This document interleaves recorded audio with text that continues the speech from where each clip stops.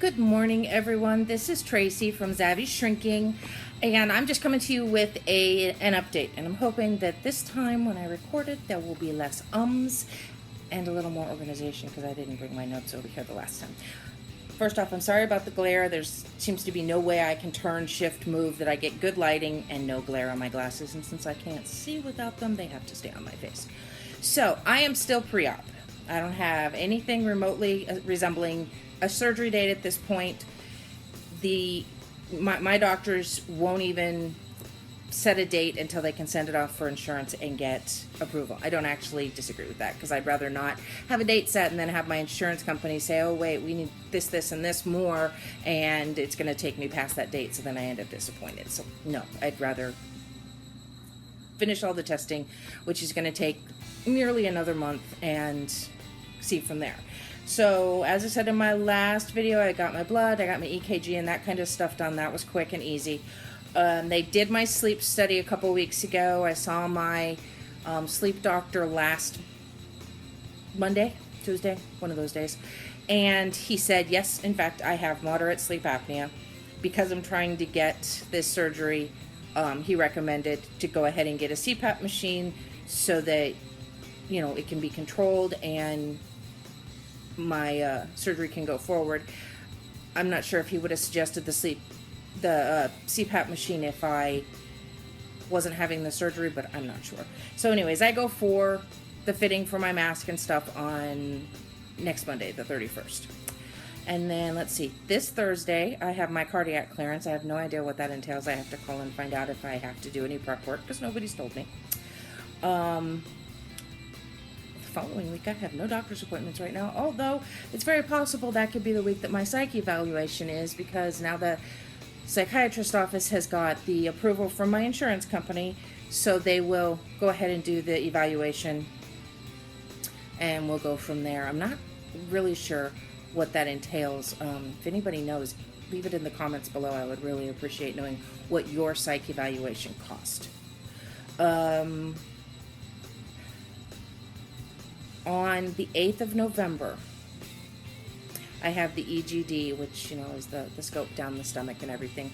I had it once before, probably, oh my goodness, a good 15-20 years ago, I think now. 15 years ago. And I didn't remember that they basically put you under anesthesia for it, or at least this place does. And so I have to have the entire day off of work, which was frustrating and annoying to my boss, who doesn't want me to be off at all anymore. Be that as it may, life is what life is. So yeah, that's on the 8th, which means that we get to go vote, which is right up the street, thankfully, and then go straight over to the hospital. And yeah, hopefully that'll be quick and easy and nothing will be found in it. The following week, on the 18th, that's a Friday, I have to go out to the base again for my abdominal ultrasound. I guess that's where they see if my liver is oversized or something. I'm really not sure. I guess they're looking for any surprises, or they don't want any surprises, and so they're looking. So that's on the 18th. Now that's the last appointment I have at this point. So hopefully after that we can move forward once they get those results, and I will be very happy. I mentioned when I said the abdominal ultrasound that I have to go out to the base. I also have to do that for the cardiac consult. I had this major, I guess, issue with my insurance company in the last couple weeks. Previously, because the bases that are closest to us are a minimum of an hour drive away, we had what was called a right of refusal. They would offer us 3 appointments. We would say, no, those don't work for us. And in all honesty, they didn't work for me because they meant I had to take off work or get my schedule rearranged. And so suddenly I was being told, no, you have to go to the base or you have to pay for it yourself. What? You know, the abdominal ultrasound, that wouldn't have been so horrible. The clinic I talked to, they said it was like $230, which is an ouch, but it's not horribly expensive. But for the cardiac consult, I don't even want to think how much that would have cost. So, and you know, what it came down to was that the powers that be have come down and said if it's available on the base, they either take the appointments that are available on the base, or they have to pay up to their deductible, which is $1,000 in our case. And this is only for future appointments, thankfully, because, you know, I'm already doing my surgery off base because it's much closer than the only hospital around here that offers the surgery. And, you know, I'd already done my sleep apnea and everything like that off base. So fortunately, the uhs and the ums, I'm so sorry. Fortunately, it doesn't impact anything that was already scheduled. It doesn't impact psychological evals because I can go wherever I want for those.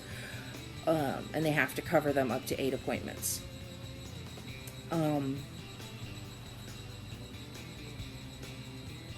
Anybody know how to get the words and out of their vocabulary? Because it's really annoying when you hear it coming out of your mouth.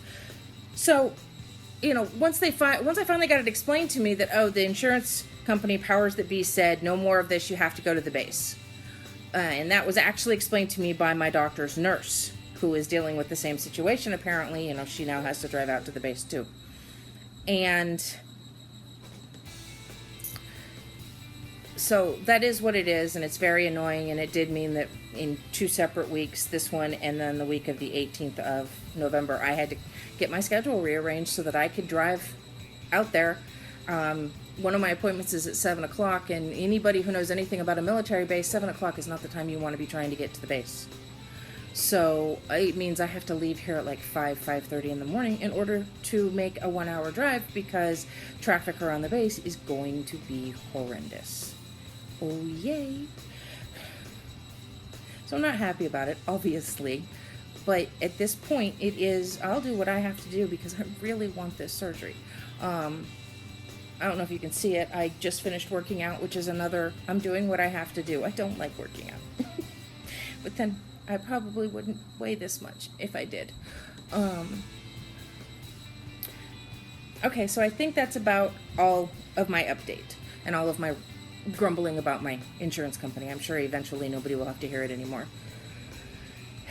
I want to thank everybody out there who puts these videos out that, you know, I have power watched so many different people, and I can't thank you all enough for putting your story online. I know for many of you, it's like me, it's an accountability thing, but for those of us that are starting out on this journey, path, thing that we're on, it's really nice to see somebody else who's gone through it and understands the fears and the worries that we have right now.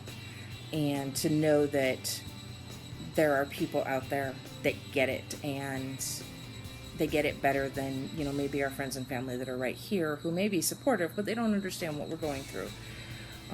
So thank you so much to all of you, to Melanie, to Smile and Shrinkin', to CJ and Shrink, and SJ and Saudi, and Finding Elizabeth, and oh my goodness, I should have added names to my list because there are so many more that I watch, that I follow, that, you know, may not have had the same surgery as me, but it's some of the same struggles, and it's nice to see how they're dealt with, and to realize everybody's expected to be human. It's okay to have days where you're not right on program, but you don't have to be perfect. Nobody's perfect. I'm not perfect, and I don't expect anybody else to be.